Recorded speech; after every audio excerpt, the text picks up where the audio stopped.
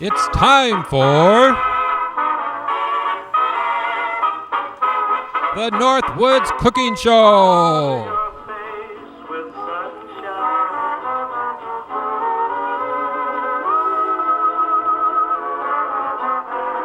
Starring Uncle Roy and Miss Callie, the troublemaking dog.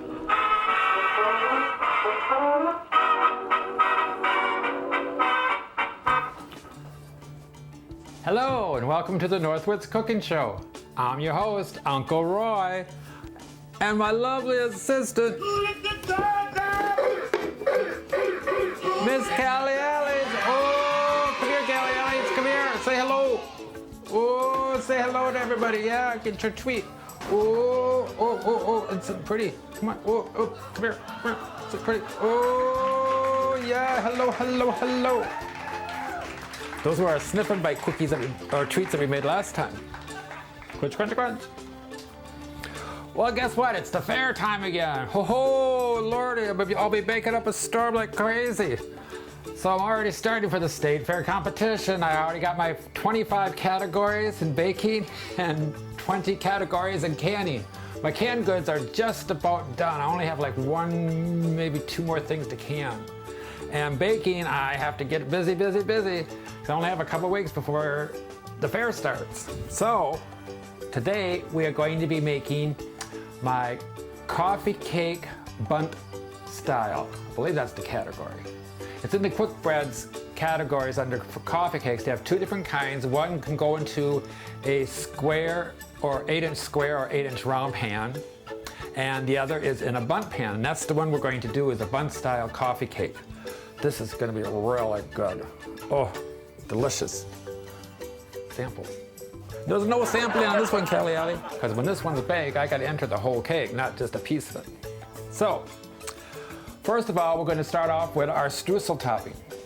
What this here is 1 cup of chopped nuts, a 1/4 cup of white sugar, a 1/4 cup of brown sugar, 2 teaspoons of instant coffee, and 2 teaspoons of cinnamon. And this is mixed well together in a separate little bowl here. This is going to be our streusel that we sprinkle onto the cake batter. So that's in one bowl. In another bowl, we have the dry ingredients, which is 3 cups of flour, 1 teaspoon of baking soda, and a 1/2 teaspoon of baking powder. You mix this up really well. I like to use a wire whisk when I mix up my dry ingredients, mixing them all together really well, because that helps to incorporate the sodas and baking powders together. And also too, remember, when you do your baking soda and powder, to mix up inside the little can or the box, because that top layer, if it sits in your shelf for quite a while, it gets inactive. So you want to mix that up so you get a fresh chemical reaction in your baking. Then, that goes in that bowl. In this bowl, in this cream here mixture, we have 1 cup of sour cream and a 1/2 cup of unsweetened applesauce, and a 1/4 cup of buttermilk, and a teaspoon of vanilla. And we need to put in the coffee, which is 4 teaspoons of instant coffee, and I need 2 teaspoons of hot water. So let that water run a little bit so that gets hot. Now in the mixing bowl, there's like so many things going on here. This is crazy. I had to write everything down. We're going to have 1/2 cup of butter, which is 1 stick, at room temperature. Now you've got to remember the ingredients have to be at room temperature, because that's going to make your cake much lighter and fluffier, and we need that for competition. And we're going to beat this for about 30 seconds until it's soft and smooth. We just want to break this up. And to this, then, we're going to be adding 1.5 cups of brown sugar.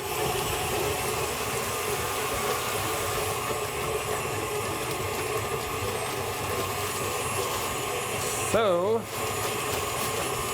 my brown sugar. And I can just scoop this right out of the bag and pack it in to the cup right inside the bag.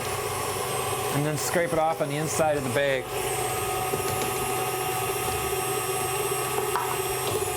Break that up. 1 cup.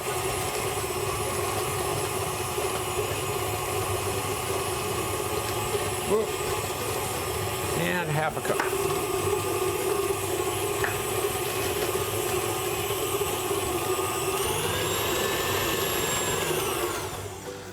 Now I'm just going to take and scrape down the bowl here. Now we're going to let this beat until it's light and fluffy. And what's light and fluffy? Well, light and fluffy is when the brown sugar crystals are dissolved and it's incorporated with the butter. And that's when it's light and fluffy. Not when it's just moist, but it has to be light and fluffy. And that takes a good 3.5 to 4 minutes. So I'm gonna let this go and I'll cut out and we'll come back after it's light and fluffy.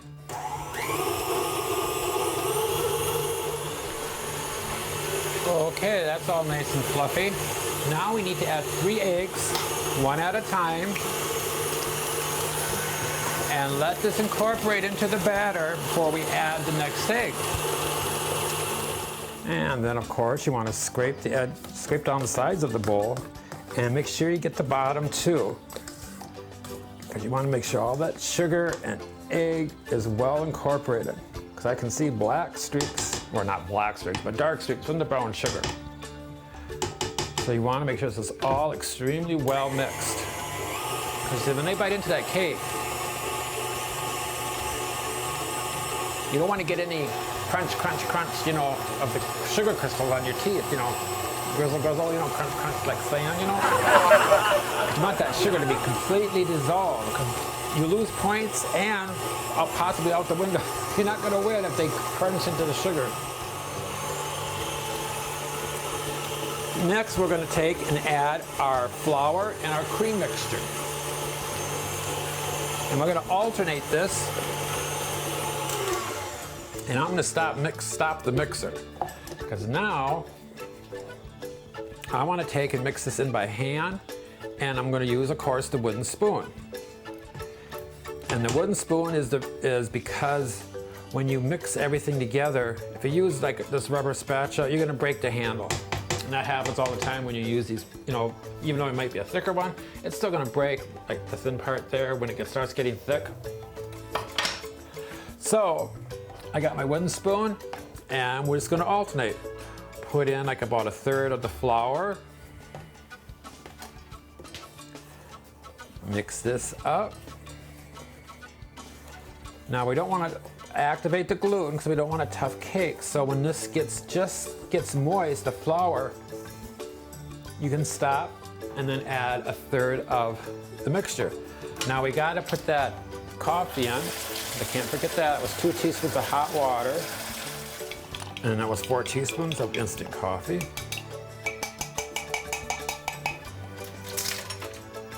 And that goes into the cream mixture. Ooh, you can really smell that coffee. It's gonna give it a real mocha flavor to the cake. Hence coffee cake. Ah! Oh, Callie, Uncle White did a funny coffee cake because we got coffee in there. Yeah, a real coffee cake. So then we'll put in half of this liquid ingredient. And we'll mix this up. And then we'll put in the other another third of flour. And then we'll put in the other half of the liquid cream mixture. And then we'll finish off with the last third of the dry ingredients.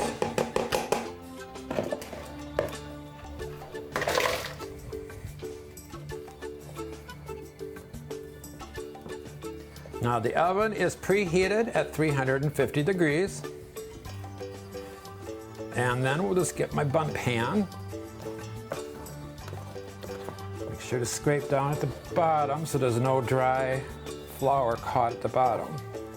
Make sure to spray your pan.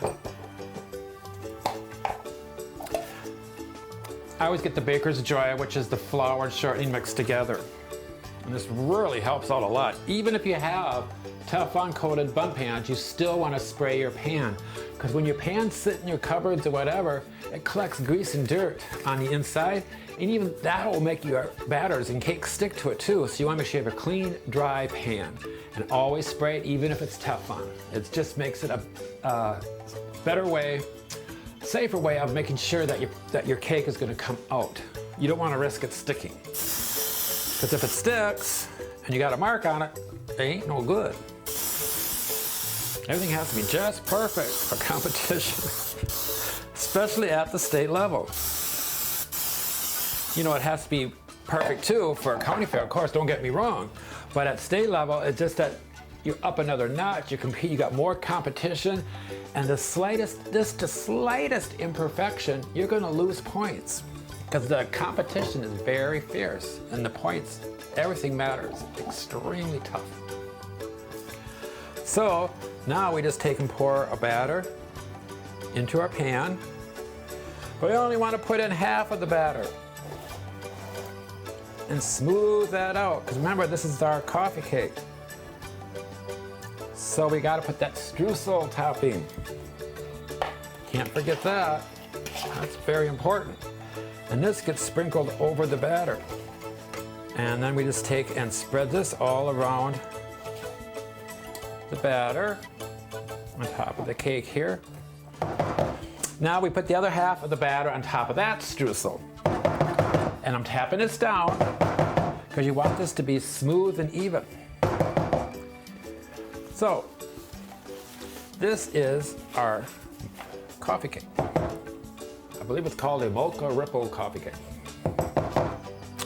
And this goes in the oven at 350 degrees for about 50 to 55 minutes, or until a toothpick inserted in the middle of the cake here comes out clean. So you gotta keep an eye on it so you don't overcook it and make it brown, because then you'll lose points too. So put this in the oven and see what happens. Woohoo. And this is the lovely Bundt cake. Ooh, Callie, don't that look good? You can just smell it. The coffee everywhere in the house.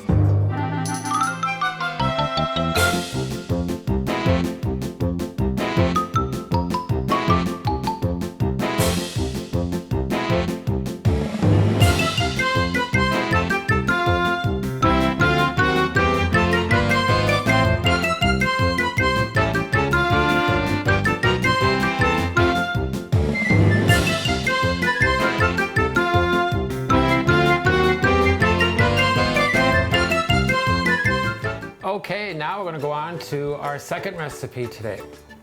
We're going to take and can tomatoes. Yep, I need to enter these in the fair. Now I have a jar already done. I got a couple of them actually. This is the right way and the wrong way. This is the wrong way. You can still use these because these are still good. You can use these for home use. This is fine. But for competition, this is a big no-no, see? See, all the tomatoes are lifted up and they're floating, and you got this pocket space down here. You don't want that in competition. No, it won't even be opened or taste nothing. It could be the best tasting tomatoes in the world. Don't matter. It doesn't pass the appearance test. Now these are perfect. You got the right head space. You got a 1/2 inch. There's no space down here. And these are for the whole tomato category. So these are wonderful. These are just perfect. And anything with a blemish on, you do not want. You can use this for at home though, for chopping up for a stew or something. That's fine. I mean, they're good. They're not, but it's just that for competition, they got to be perfect. That's the way it is. So, what you have to do first, of course, is take off the stems. That's always obvious thing to do. And of course, you got to take and wash them. You want to get rid of any dirt or sand that's on there. But like I said, any of these with blemishes, you want to check for any black spots. Speaking of black spots, a friend of mine, she told me, she raises a lot of tomatoes. And she told me that when you get those black spots on the bottom of your tomato, it's because you have a lack of vitamin C in your soil. I didn't know that. It's something new I learned too. See, I'm always learning. I don't know everything. See that? I got that black spot there. It's because there's a lack of vitamin C in your soil. And around here in Almond Crystal, we have a lot of heavy sand and gravel in this whole area. Even out at the gardens I do out in Medina. As wealthy as the people are, their dirt is the worst in the world. They have to get it shipped in. And even then, the topsoil they get is from around here. There's like no nutrients. Back home in Wisconsin, oh my Lord, our dirt was as black gold. It was rich in nutrients. You planted something, they were huge. Oh my God, we had great soil. Here, everything is clay and sand and gravel. It's just terrible dirt here. So every time I plant, I got to put in new dirt in the hole. You know, I got to buy dirt to make the things grow because the stuff around here is terrible. It's just, oh. That's why when you go to farmer's market, be careful who you buy from. You want to get a reputable farmer who puts manure in his dirt, turns things over, and rotates their crops so you can have a good tasting product. Because at farmer's market, you can't go around eating everything to see if it tastes good. And even though I like to do that sometimes. So anyway, we just take and rinse these off. And I got my water boiling. I'm going to be doing these in a pressure cooker. Now you can do a water bath in these. It's perfectly acceptable. It takes a longer time than to can, which is okay. It's no big deal.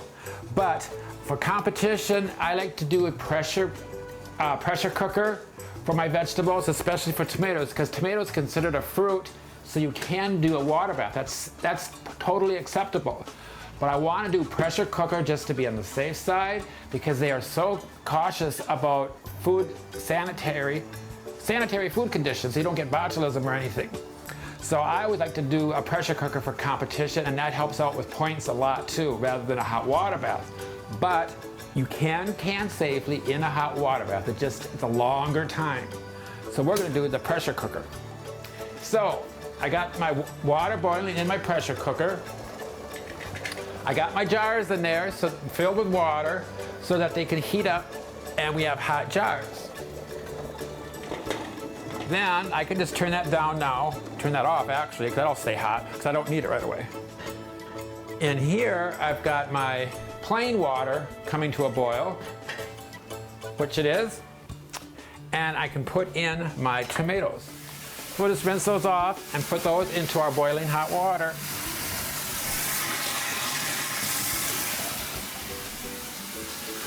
Now these you want to take and cook until the skin cracks.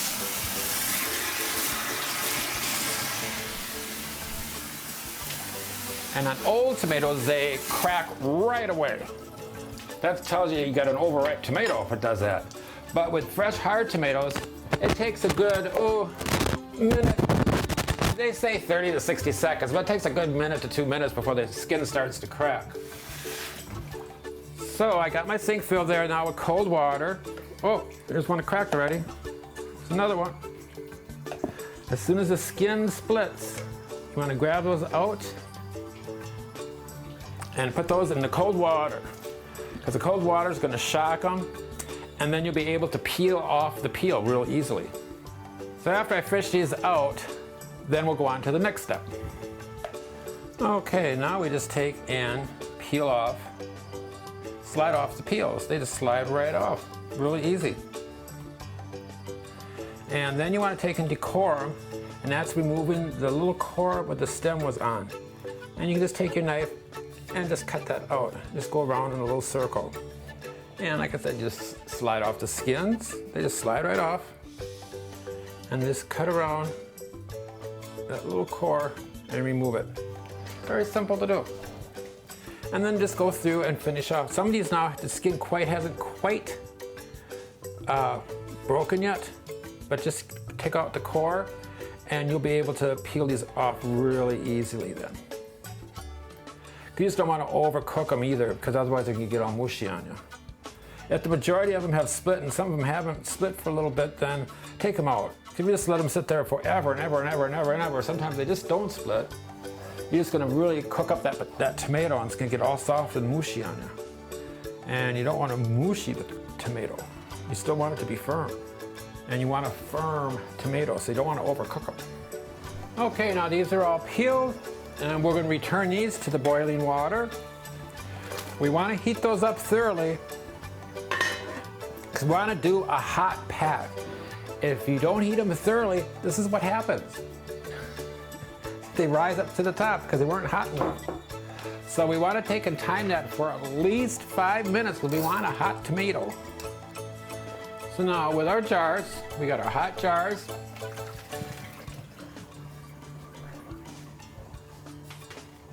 And just pour out that hot water, because these are all hot now. Because you want to have a hot jar. 4 canned tomatoes. Because it's a fruit, and University of Minnesota has a new ruling that they want you to put fruit fish, which is vitamin C or citric acid, in the jars. And what we do is, that's what all it is, it's the fruit fish. And you just put a 1/4 teaspoon in each jar. This helps prevent food poisoning, make sure it sanitizes everything, and to make it edible too. It'll still be edible. But that helps to sanitize. If you don't have the fruit fish, you can put in 2 teaspoons of 1 teaspoon of lemon juice for a pint jar, 2 for a quart. Or 4 teaspoons of vinegar for a quart, 2 teaspoons of vinegar for a pint. But that just makes it sour-ish. You don't want the vinegar.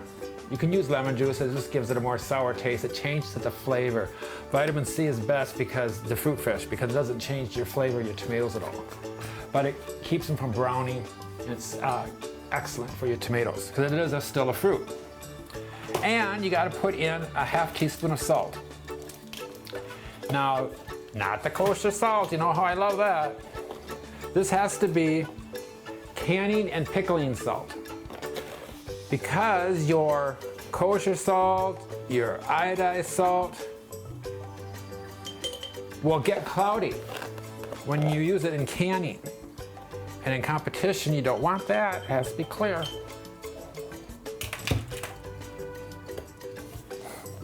So, we got our salt and our fruit fish. Now we just put in our tomatoes. Put my funnel in, just to keep them so they keep them in there. And I always do the cookie sheet with the sides on. And this is the old one that I don't use for baking, but I always use it for a lot of things. I still hang on to it. But this is good for canning, because then you're not going to spill and get your countertops all dirty and stained.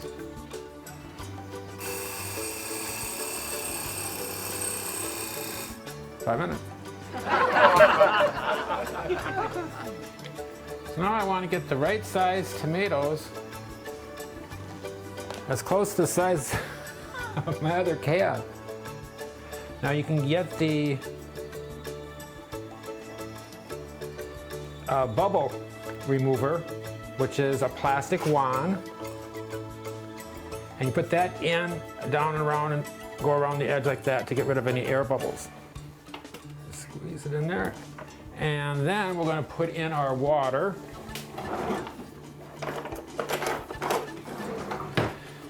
And we're just using the water right out of the same water that the tomatoes are boiled in. Then we just take our lid and ring, swirl and twirl it in hot water. Now some people will take and lay these in a bath of hot water and let it steam. I don't. I do it right in the boiling water. Boom, it's done. It's sanitized and it expands the ring. Now, we'll put this into our boiling water bath or pressure cooker that's already boiling.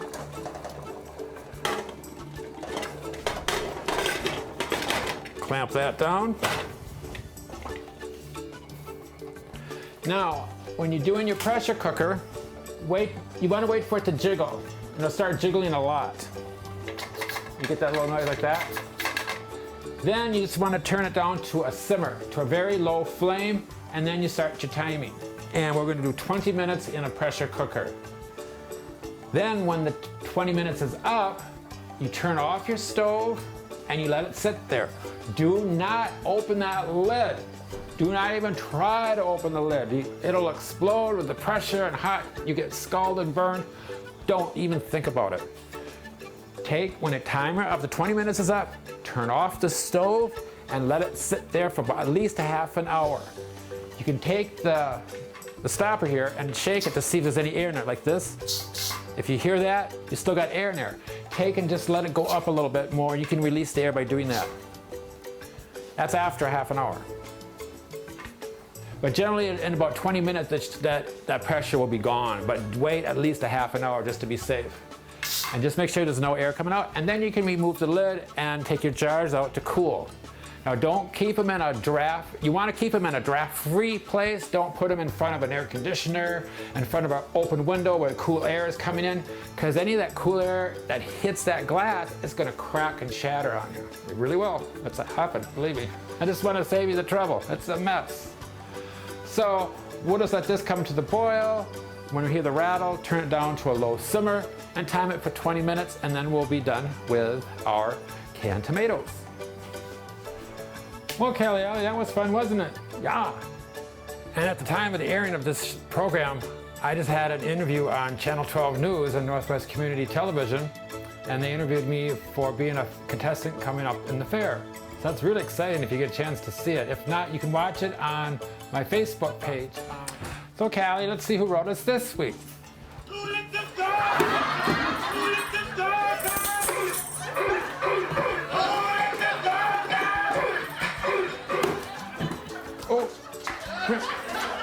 Oh, yeah, go on. Oh, yeah, sit please. Oh, yeah. This one.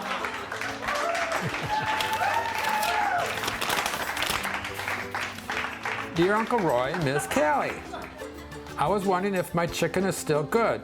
I have 2 packages in the freezer. One said June 11th, 2012, and the other one said July 11th, 2012. Signed, Sarah of Maple Grove, Minnesota. Well, thanks, Sarah. Yeah, they're still good.